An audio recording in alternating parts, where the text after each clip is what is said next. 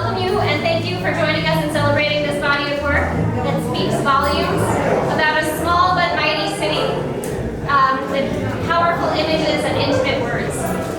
Let's recognize that we're gathered here in the city of Cambridge discussing the city of Chelsea, which was called Winnemiset by the indigenous people living and caring for the land before the arrivals of the Europeans. Both Chelsea and Cambridge are part of the ancestral and current-day homeland of the Massachusetts people. And in my research about current-day Chelsea's indigenous history, I learned that the Namkayag band of Massachusetts people were a nomadic people who lived in Chelsea and traveled between current-day Castle Hill and Salem as the seasons shifted. With gratitude for their ongoing stewardship of this land, I wanted to also note how today's inhabitants of this region continue to flow between political borders and find homes in new places. Darlene DeVita came to Chelsea 18 years ago. One example of a person flowing across political boundaries, and she's come to become a powerful voice for Chelsea, showing such deep care for the citizens of Chelsea through her portraits. Darlene is a Boston-based freelance professional photographer who has worked extensively for corporate and nonprofit clients, and more importantly for us here as we gather to celebrate this exhibit, she's an 18-year resident of Chelsea who fell in love with the city the moment she moved there. She began the People of Chelsea project in 2016, going out on the streets of Chelsea with a camera and a pop-up backdrop to photograph her friends and neighbors, many of you all. The project went on a brief hiatus during the early days of the pandemic shutdown, but Dar quickly saw how feisty this little city pulled together in a crisis, and she fired up her cameras again to document that effort and continue this project. She then realized that images alone were not enough, because Chelsea has always been an immigrant city filled with stories that make up its layered history. The voices of the people she was photographing also needed to be heard. So her fellow citizens were interviewed as well as photographed, and the project became one of words and pictures. Dar has received 3 grants from the Chelsea Cultural Council and Heritage grants for this project. The latest was a collaboration with the Friends of the Chelsea Public Library to archive the photographic prints and audio. And a book will be in the works once a benefactor steps forward. Anyone? And then with us today is Sarah Putnam, our moderator today. 3 years ago, Dar brought her friend and colleague Sarah Putnam in as a collaborator on the People of Chelsea project, primarily to help in Spanish-speaking situations as a translator and with interviews and by providing another set of eyes. Sarah is a photographer in her own right for national publications and organizations and a writer. So with that, I turn it over to Dar and Sarah to tell you more about the rest of the panelists and have a more complete conversation about Chelsea. Thank you all for coming. We will have a Q&A at the end of this panel, so be thinking about your questions. And if you want to write any questions or reflections, there's a basket to do so at the entrance and a gallery book to leave any comments in underneath the token bridge. All right, take it away.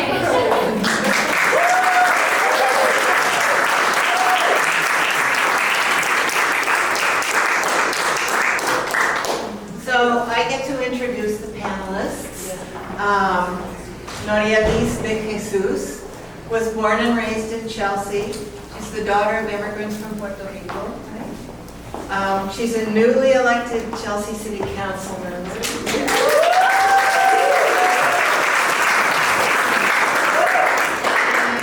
Has long been involved with housing issues in Chelsea through her years of organizing at La Collaborativa and through work done under the Affordable Housing Trust Fund, where she's on the board. Kyle Brown is both an amazing visual artist and an educator working with urban teens in Greater Boston. She grew up in Gloucester and is a new and enthusiastic resident of Chelsea, where she's been living for 1 year. Dar, you know.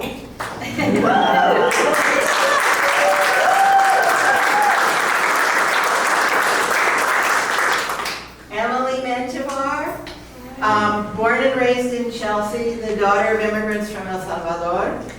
She's a Chelsea High School student, a youth activist, who is a member of the Chelsea Youth Commission and is an intern at La Colaborativa's Riot program and last but not least, she hopes to become an immigration lawyer.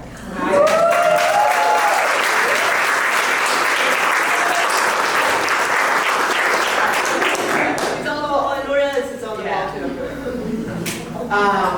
Norieliz Figueroa is also a Chelsea High School student and a youth activist. We need as many of those as we can get.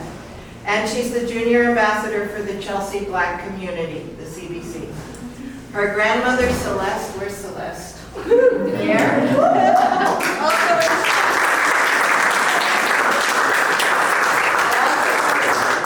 Also an activist in Chelsea and was photographed for this project. And her portrait is right over there. Yeah. So that's the crew here.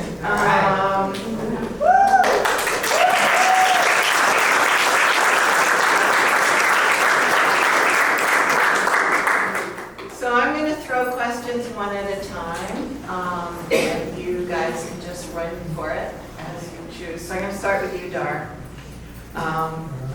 Why and how did this project, the People of Chelsea, come about? Can you talk about its inspiration and what you hope to achieve with this work? So, I don't usually have notes, but I thought I might leave them. So I tend to see if there's a random. As we know, I moved to Chelsea in 2004. I've been a Chelsea resident for 18 years. And in so when I first moved here, I got involved with the city, and I was on the Chelsea Cultural Council and co-founder of the Chelsea Arts Collaborative. And we would have art walks every year. So in 2016, I met so many people, I thought, I'm going to take my backdrop and my camera out and start photographing, doing some portraits. That'll be fun. And then I was like, this is really cool. So then I started going to City Hall, and I photographed outside of City Hall. And then I realized I really need stories to go along with these portraits. Portraits are not enough. And Chelsea has so many stories and so many diverse people and immigrants and newcomers and all kinds of people that make up the city. And that's what's so beautiful about Chelsea. So I realized I needed to record, and in 2018, Sarah came involved, and we became collaborators on the project. And Sarah is a great photographer in her own right, speaks fluent Spanish, thank God, which I do not, which drives me nuts, but that's just the way it is.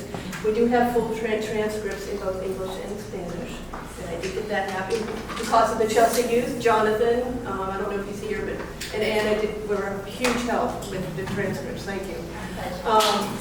So Sarah is, and you're a great writer, and you've been a huge support. So it's really made the project so much more fun having you along, and I think it's really kept it going too. So that's okay. God, yeah, I'm not more nervous than I thought I was.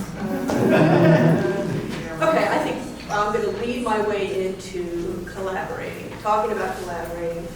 This project is all about collaborating with the people of Chelsea. Everyone that I photographed, we have a connection, we talk, we photograph. We do it together. This couldn't be possible if I'm just going out there and do this, do that. So it really became, it's a collaboration with Chelsea. And the reason I'm doing this project is I want to bring recognition to the city. The city has been through hell. Forever. We've had many fires that decimated the city. We've had receivership. We've had corruption in the 70s, which I can't wait to hear about. I've got some friends who studied that are going to tell me all about those things. And then, of course, the pandemic. And just to talk about that a little bit, when that happened, it was April. And my last dinner was actually at a restaurant in Chelsea, it's Hambo 22. The owner is in one of the photographs. But when the pandemic hit, I felt a need to go and document, even though I have asthma and my husband was like, don't do it, but I just had this need to do it. And wear 3 masks. Gloves, yeah, gloves, man. That experience, you know, just brought me in even deeper into the city of Chelsea and the community as a whole. And, you know, the community came together unbelievably. We had these incredible organizations in this teeny little 1.8-mile city. La Collaborativa, Green Roots, Chelsea Black Community, Tom Ambrosino, our city manager, is here. Tom, my gosh, I mean, the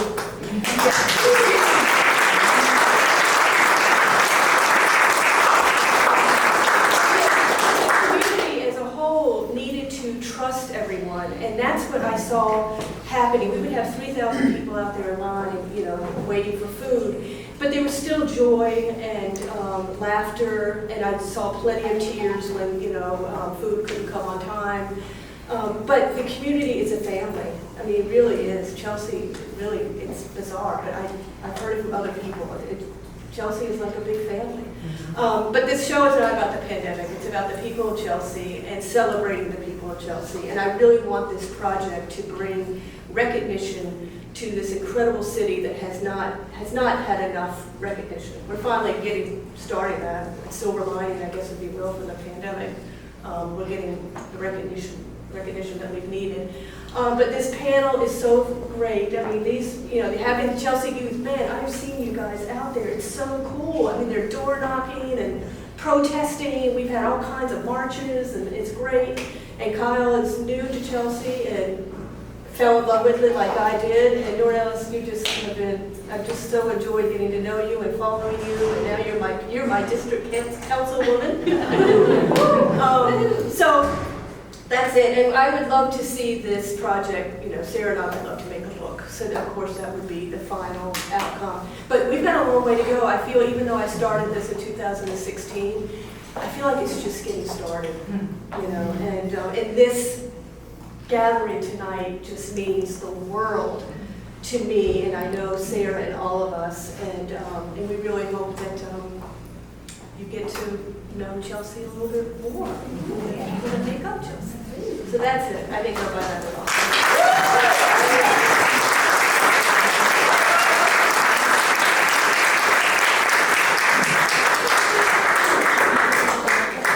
So I'm going to jump down the line to Norieliz.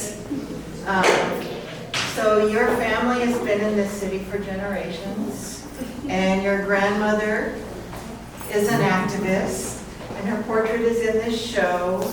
So how do you see your heritage in activism in the community, and what did you learn from your grandmother? I'm going to start with what I learned from my grandmother. Speak loud. Okay. I learned a lot from my grandmother on how to advocate, and speak up for myself when I feel like something wrong is going on, and if I'm being treated awfully. And she's always taught me how to stand up for myself.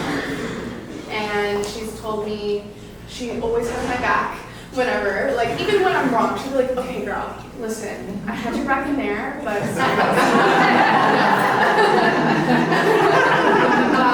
she really is my role model. She's always been, it's always been instilled in me to actually become an activist, because I've always wanted to. I've told you when I was younger that I wanted to, like, march at, like, other protests, like the BLM protest, which I really wanted to go to. And my heritage, I come from a very strong line of Black, strong women. I've always been around women my whole life, so I'm always dealing with strong attitudes, strong everything. Like, you just can't describe it. My nana's, like, back in the day, burned my bra. Like, I get it from there. So yeah, that's where usually everything comes from. Her and my nan. Oh, and my mom too. My mom's pretty driven as well. My mom she's been a pregnant teen, and she had me very, very young. And she's always pushed through it and to be the great woman she is today. So I'm really proud of my mom, I'm really proud of my grandmother, and I'm really proud of my Hannah. Thank you.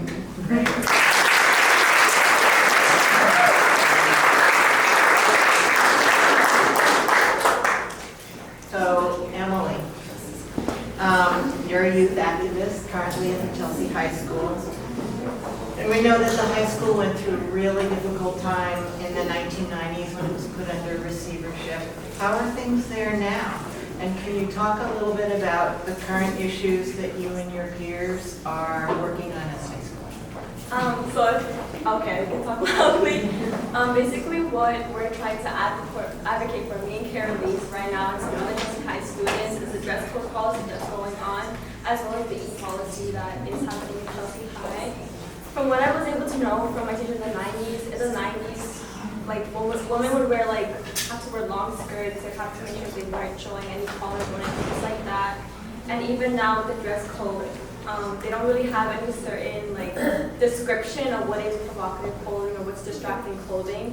So for women or for the girls who have more bigger body parts, things like that, they're more targeted, which is wrong because for starters, women are not the problem of distraction or whatever it is. It's better to raise people around to know how to respect women, not something feel like they're an issue or a problem.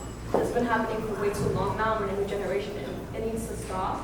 So we're currently working with that principal and the subcommittee and the school committee to fix that or to make it more specific as to what they're referring to.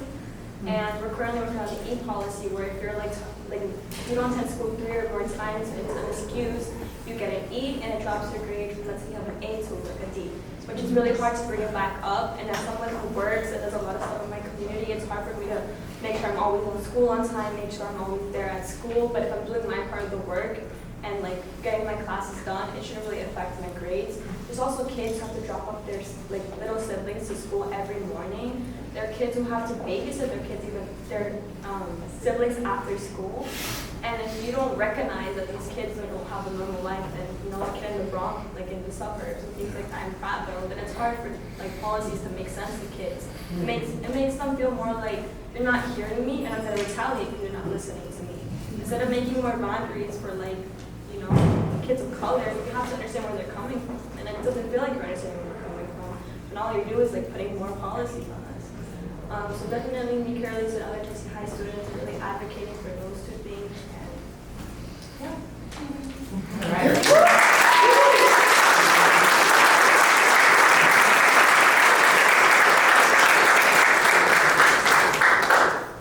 So Kyle, as a newcomer, relative newcomer to the city, can you talk about what brought you to the city and also what your experience has been living there so far? Yeah.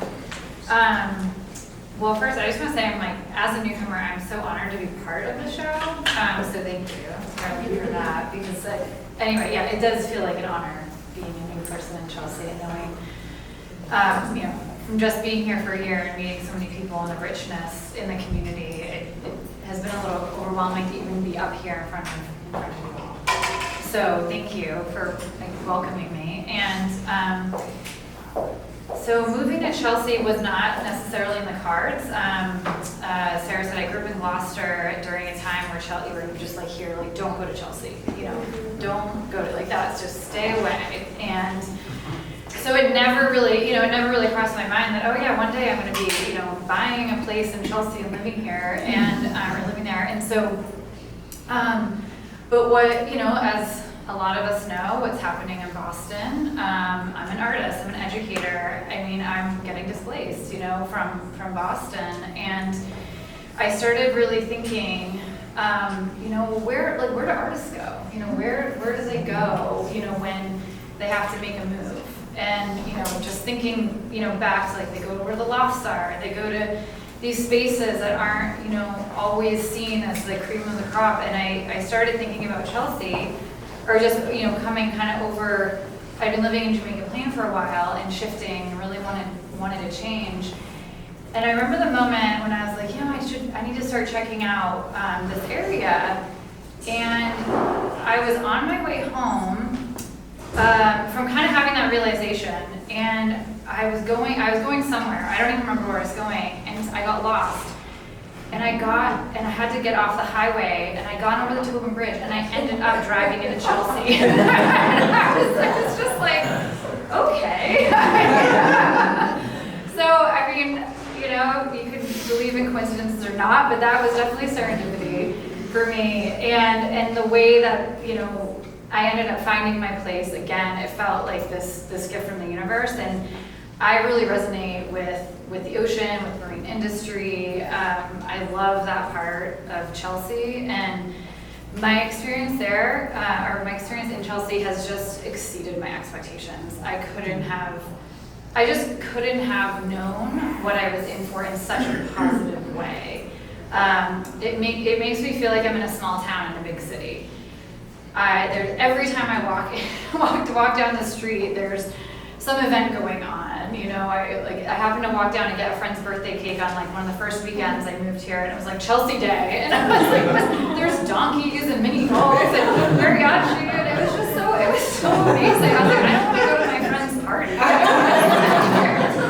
You know, and just the reception and the warmth. And Dar said something about family, and I think even when we were having our conversation, like one of the things that I remember coming up and really feeling deeply was that Chelsea just has heart.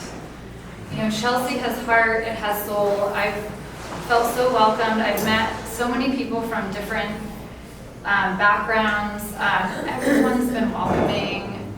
You know, and again, coming from Boston, it's not that far away, but it's like it's just more friendly. You know, people are more accepting, and being an artist, you know, we're curious, you know, about what I'm doing. I'm a community person, so I got immediately involved with if you know Mimi, and the cultural planning, and volunteered on helping make creative projects happen. And I'm stepping away from doing some teaching and I am going to be getting more involved in the city of Chelsea in creative programming, so I'm really looking forward to that too. But anyway, I'm very grateful for you know, the universe guiding me to be in the space I am, and I'm lucky to have y'all who live there and who are here today welcoming me. Okay, welcome.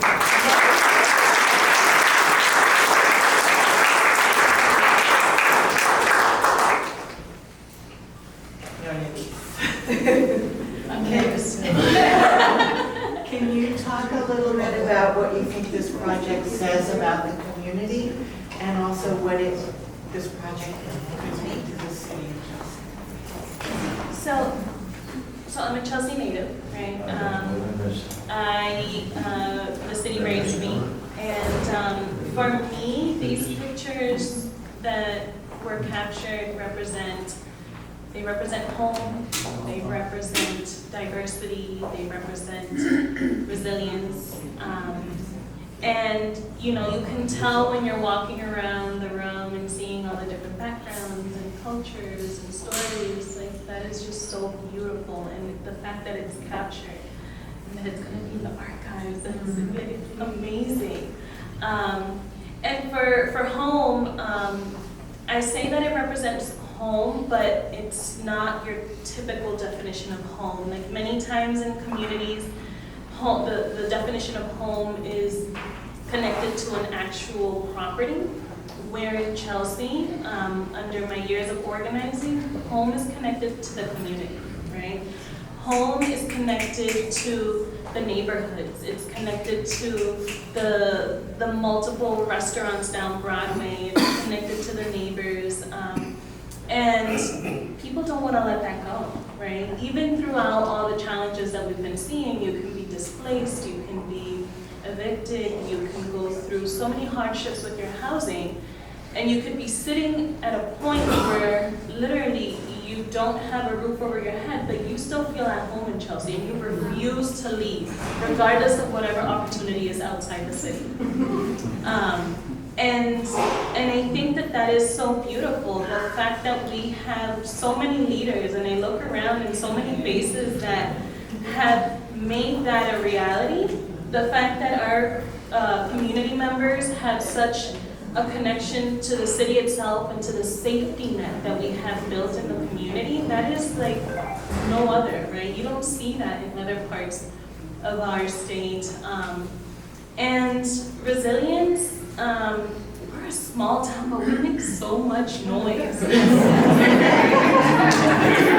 a small town. We make so much noise, and I think that's so beautiful how such a tiny town can end up in all the newspapers and can lead so many changes to the systematic issues that we see on a daily basis, from our youth, right?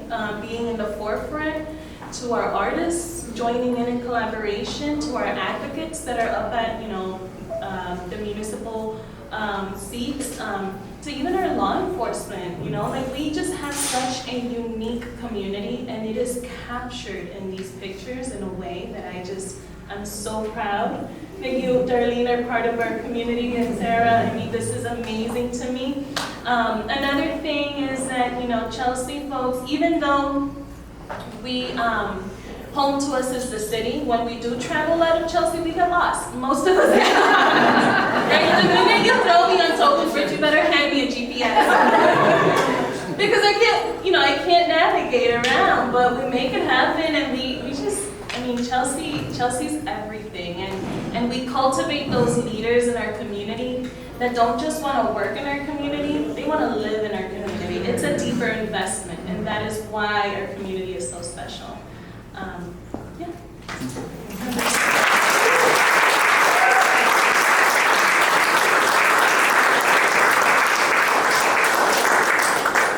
Thank you all. So I guess now is the time that if anyone has questions for anyone, raise your hand, jump right in.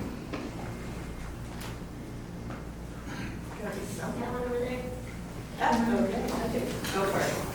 I've never witnessed you taking these pictures, so I'm wondering if you could take us through the experience of how you make it happen, because each one's different, but they also have some things in common. So how do you do that? Gosh, Maybe you could grab somebody and pose them. I just stand there, and it depends. When I first started doing this, I was out in the streets with the backdrop, and people would just come and stand in front of the backdrop. But I would try to leave, some of the environment around to kind of just, really the backdrop was to kind of give, I don't want to use the word respect, because Chelsea, I respect Chelsea, but just more attention to the subject. And then as years have gone by, and now I'm starting to meet people, and I'll just say, meet me here, or where do you live? And I might go to their house. The guy behind you, Max, I was hoping you'd be here tonight. He's an artist, and that's his piece behind. And so I said, let's meet there. And we would interview, and then as far as the backdrop goes, it's become, I guess it's my niche, if you will, but I want it to work within the photograph, and I don't want it to be monotonous or kitschy, so I really think about, how to make it work. And a lot of it sounds so corny, but it really is just hard. With Kyle, Kyle sent me photographs of her studio, so I pretty much knew what I wanted to do, but we looked at different areas of her studio, but I was like, that's where it needs to happen. A lot of it really is just, Helen Ann, 102, where is my Helen Ann? I love it.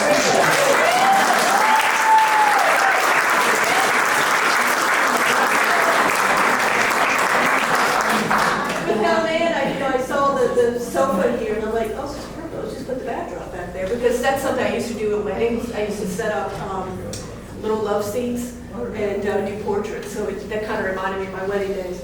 But with Helen Ann, we did a lot of interviewing, and then I photographed, and then we talked again, and then she had her coffee, and I'm like, okay, we got to do something with the coffee, and then this laughter happened. But a lot of it really is just visually what works. I don't know if that. I'm not a real technical person, so. I'm just going to add one thing here as a witness to the process. Yes. You said they all have something in common. What they all have in common is this lady right here. Yeah. You know, it was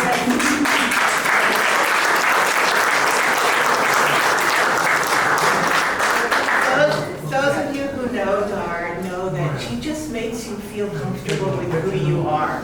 You know, that's her gift. Is there something? And so there's that, and there's also that she is able to recognize who the other person is. So it's that, you know, chemistry that happens in every situation, every different situation. And there's somewhat, photographers in the crowd may know who to attribute this to, I forget. But somebody said very aptly that every portrait is a self-portrait to a certain extent. So there's that. So thank you, Sarah. So yeah, but I think, like I said before too, I really feel it is a collaboration when I photograph these people. So.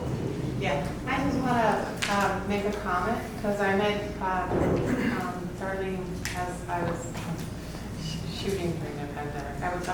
I'm working on it. Amazing filmmaker here. So. Which, by the way, we just finished a film where the photos, the predominant amount of photos, stills that we used in the film are like this.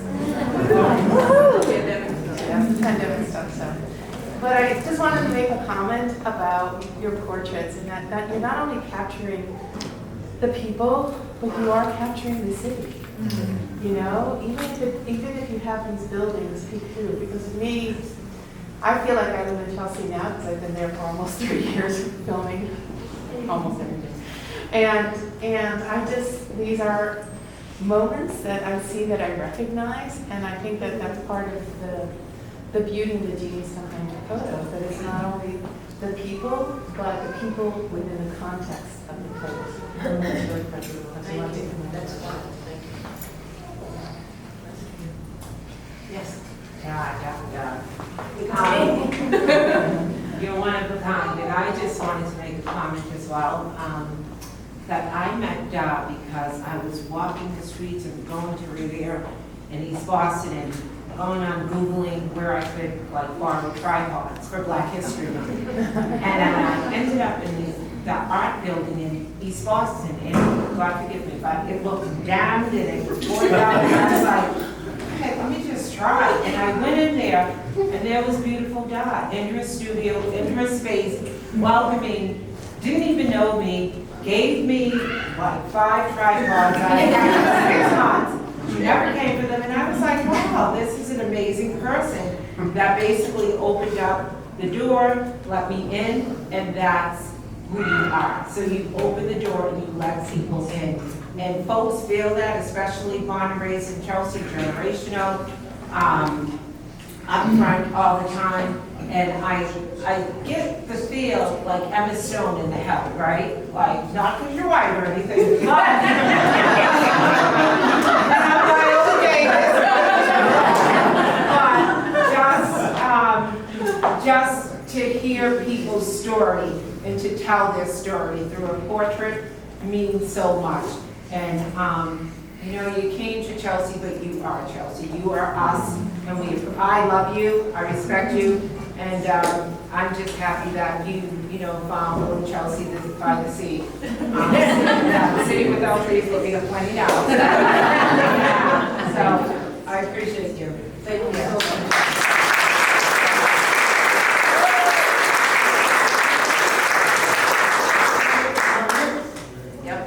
Darlene? Yes. I've had many encounters with you. Yes. I remember our very first encounter was at the Chelsea Senior Center. You were working on the project. I didn't know it was going to be this grand. And one of my Latino friends was shy to take a portrait with you, and she's been like a mom to me, and we wound up in this same portrait. Then I found out that you were interviewing my friend Helen, who embraced me at 55 into the poetry club. Thank you for having my beautiful friend with so much wisdom, and she deserves to be celebrated. And one more thing I love that you did for me I've never been a person who loves photos, but I'm so appreciative that you captured me in my 60s and actually had a smile on my face.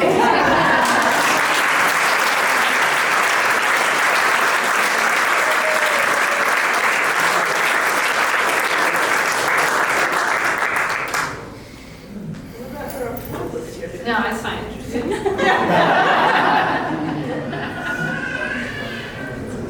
No one's asking what camera I use. Thank you.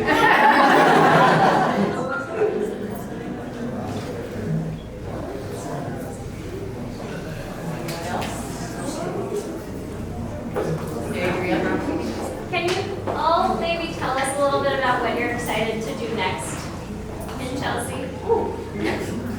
What's next on the docket for any of you who want to share? I'll start. As Emily said, me and a bunch of other students are working on a bunch of issues at Chelsea High, and I'm really, really excited to kick some butt. I really hope that we can make some changes at Chelsea High. We want to, the reason why I'm doing this is because I want future generations to come to the school and say, dang, I actually like it here. I'll come here every day, and I'm just going to be really proud about that because I set that foundation for them. Yes.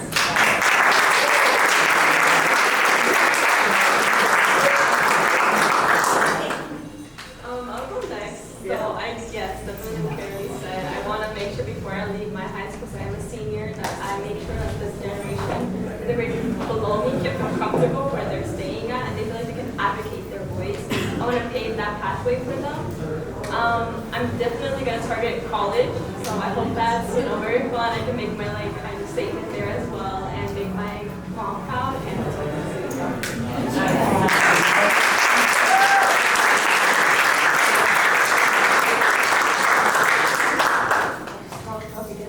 I'm I'm just very excited to continue this project.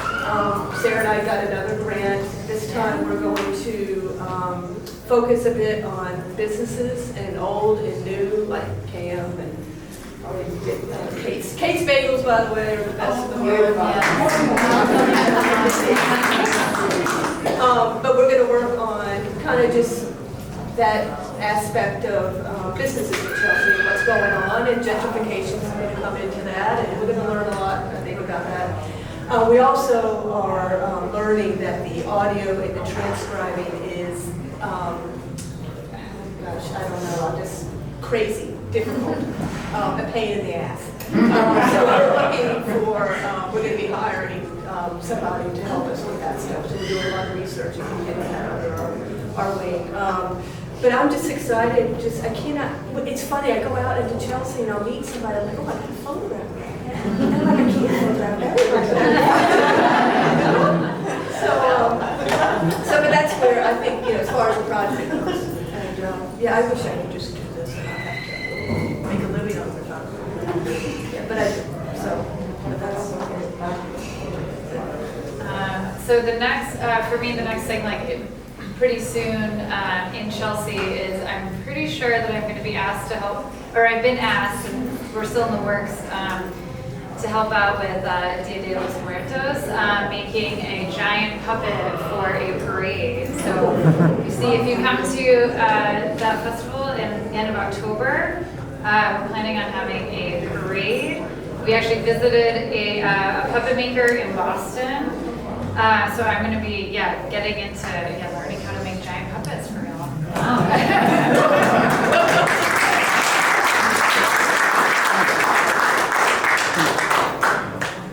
So this year was huge for me. Being a counselor was definitely something huge, and something that I stepped into with so much honor in my district and my community as a whole. So I've been learning a lot. I have lots of plans with some of my counselors, fellow counselors, things such as more community events. We have some stuff that we're planning for the fall. We're talking internally about the Women's Commission at City Hall, and just Plastic Great Self, we are focusing a lot on housing. We know that housing is a huge need. We see our organizations on the ground on a daily basis working to support, and we don't want them to burn out. So we are doing our best on the council to talk about strategies and things that we can do to support our families from this displacement. And they have a baby. I have a 9-month-old baby, so I'm looking forward to seeing her officially walking. So it's a big year, but I'm looking forward to all the great work in the community alongside you all. All right.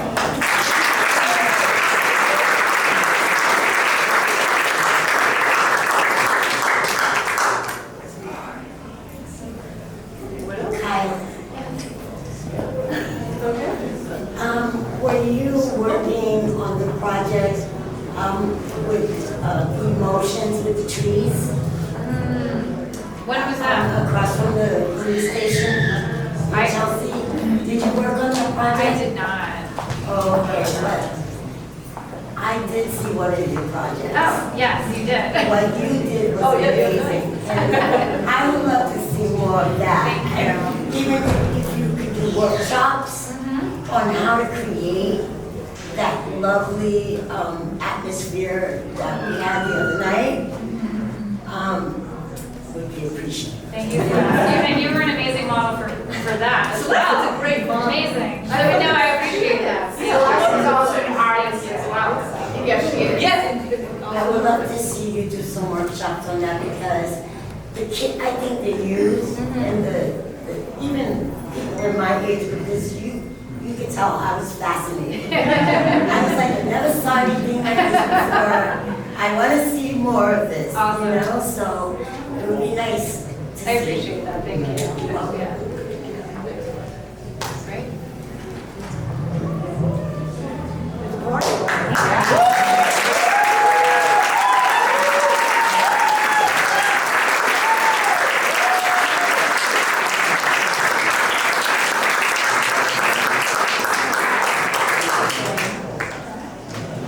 Well, I just want to thank these guys again.